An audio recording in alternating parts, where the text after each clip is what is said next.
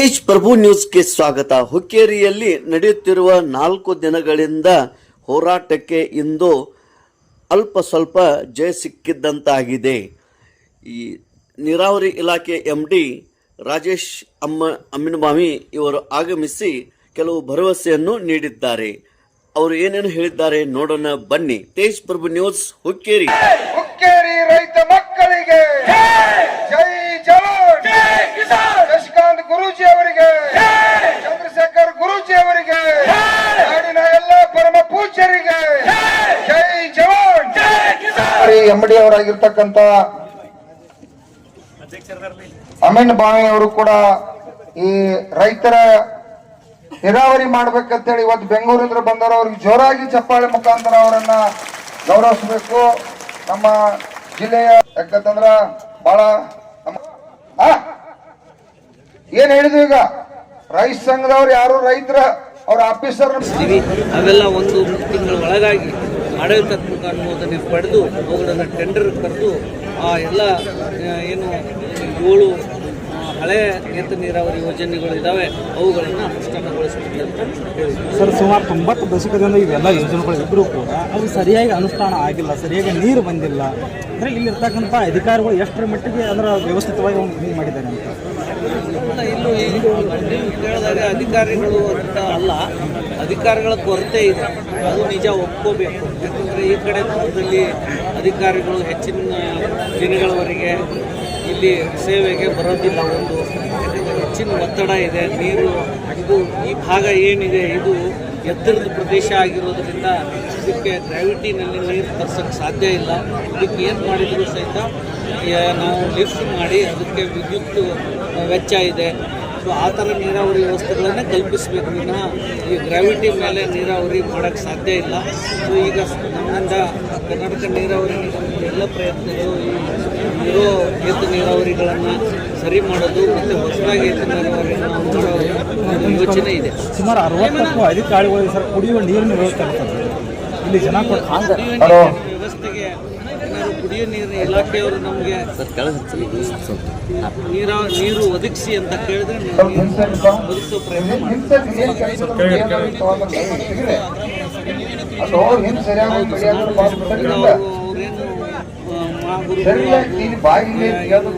ರೈತ ಮುಖಂಡರು ತಿಳಿಸಿದ್ದಾರೆ. ಆ ಥರ ನಾನು ಇದೇ ಭಾಗದವರು ಜಿಯೋಲಾಜಿಕಲ್ ಏರಿಯಾ ಗೊತ್ತಿದೆ. ನಾಳೆ ನಾನು ಇದ್ದು ಅದೇ ನೀರಾವರಿ ಯೋಜನೆಗಳಿದ್ದಾವೆ. ಅವು ಏನಾಗಿದ್ದಾವೆ 20 ರಿಂದ 25 ವರ್ಷ ಹಳೇದಾಗಿದ್ದು ಮೋಟರ್ ಆಗಿರ್ಬೋದು, ಪೈಪ್ಸು ಅದೆಲ್ಲ ನಿರ್ವಹಣೆ ಮಾಡದೇ ಇರೋದು, ಹಾಳಾಗಿರೋದು ಕಂಡು ಬಂದಿದ್ದು. ಇದು ಒಂದು ಒತ್ತಾಯ. ಇನ್ನೊಂದು 2 ಅವ್ರದ್ದು ಮಲ್ಲಿಕಾರ್ಜುನ ಏತ ನೀರಾವರಿ ಮತ್ತು ಸುಕೂರ್ ಹಡಲಗಾರ ಏತ ನೀರಾವರಿ 2 ಯೋಜನೆಗಳನ್ನು ಅನುಷ್ಠಾನ ಮಾಡಬೇಕು ಅಂತ ಮುಖ್ಯವಾದ ಬೇಡಿಕೆಗಳಾಗಿದ್ದು. ಇದರಲ್ಲಿ ಇದು ಮಲ್ಲಿಕಾರ್ಜುನ ಏತ ನೀರಾವರಿ ಯೋಜನೆ 780 ಕೋಟಿಗಳಿಗೆ ನಾವು ಏನು ಈ ಯೋಜನಾ ವರದಿ ತಯಾರಿಸಿ ಸರ್ಕಾರಕ್ಕೆ ಸಲ್ಲಿಸಿದ್ವಿ.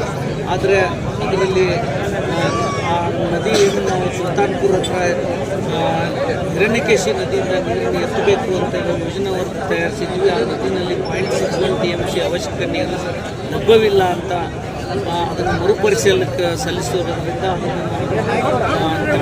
ಇಲ್ಲಿ ಪರಿಶೀಲಿಸಿ ಅದು ಅಲ್ಲಿ ಸಾಧ್ಯವಾಗದೇ ಇದ್ದರೆ ನೀರನ್ನು ಘಟಪ್ರಭಾ ನದಿಯಿಂದ ಏನಾದ್ರು ಅದನ್ನು ಲಿಫ್ಟ್ ಮಾಡಿ ಯೋಜನೆ ಮಾಡಬಹುದಾ ಅನ್ನೋ ಒಂದು ಸಮಾಲೋಚನೆ ಪರಿಶೀಲಿಸಿ ಇನ್ನೊಂದು ಸರಿ ಸರ್ಕಾರಕ್ಕೆ ಹೊಸ ಯೋಜನಾ ವರದಿಯನ್ನು ಸಲ್ಲಿಸಿ ಅನುಮೋದನೆ ಪಡೆದು ಅನುಷ್ಠಾನ ಮಾಡೋ ಒಂದು ಕಾರ್ಯಕ್ರಮ ಹಮ್ಮಿಕೊಳ್ಳುತ್ತೀವಿ ಕರ್ನಾಟಕ ನೀರಾವರಿ ನಿಗಮದಿಂದ ಅಂತ ಹೇಳಿದೆ.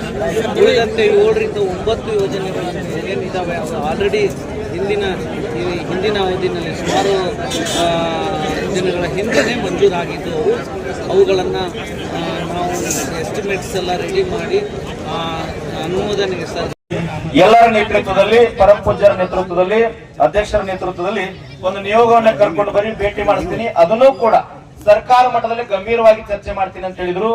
60 ವರ್ಷಗಳಿಂದ ನೆನೆಗುದಿಗೆ ಬಿದ್ದಿರತಕ್ಕಂತ ಯೋಜನೆಗಳನ್ನ ರೈತ ಸಂಘ 4 ದಿನಗಳಲ್ಲಿ ಈ ಭಾಗದಲ್ಲಿ ಜನರ ಜೊತೆಗೆ ಅವ್ರ ಕಣ್ಣೀರಿನ ಜೊತೆ ಸ್ಪಂದನೆಯನ್ನು ಮಾಡಿ ಹೋರಾಟವನ್ನು ಮಾಡಿ ಒಂದು ಗೆಲುವಾಗ್ಯದಂತ ನಾನು ಹೆಮ್ಮೆಯಿಂದ ಹೇಳ್ತೀನಿ.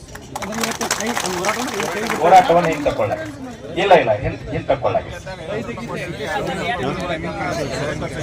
ಹೆಸರಾಗಿರ್ತಕ್ಕಂಥ ಚುನ್ನಪ್ಪ ಪೂಜಾರಿ ಅವರು ಹಾಗೆ ಬೇರೆ ಬೇರೆ ಜಿಲ್ಲೆಯಿಂದ ಬಂದಿರತಕ್ಕಂತ ರೈತ ಸಂಘದ ಅಧ್ಯಕ್ಷರು, ಹುಕ್ಕೇರಿ ತಾಲೂಕಿನ ರೈತ ಸಂಘದ ಅಧ್ಯಕ್ಷರಿಗೆಲ್ಲರಿಗೂ ಕೂಡ ಆಶೀರ್ವಾದವನ್ನು ಹೇಳ್ತಾ ಎರಡು ಜೋಡೆತ್ತುಗಳಿಗೆ ಹುಕ್ಕೇರಿ ತಾಲೂಕಿನ ಎಲ್ಲಾ ರೈತ ಬಾಂಧವರ ಪರವಾಗಿ ಮತ್ತು ನಾವು ಮಠದ ಪರವಾಗಿ ಅವರಿಗೆ ಆಶೀರ್ವಾದ, ನಿಮ್ಮೆಲ್ಲರ ಪರವಾಗಿ ಅವರಿಗೆ ಅಭಿನಂದನೆಯನ್ನು ಸಲ್ಲಿಸ್ತಾ ಎಲ್ಲಾ ರೈತರು ಮಹಾಪ್ರಸಾದವನ್ನು ಸ್ವೀಕಾರ ಮಾಡಿ ಮತ್ತೆ ಜಯಶಾಲಿ ಆಗ್ಲಿಕ್ಕೆ ಸನ್ನದ್ಧರಾಗಿ.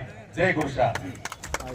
ರೈತ ಜೈ ಜವಾನ್, ಈಗ ನೀರಾವರಿ ಆಗಲೇಬೇಕು. ಈಗ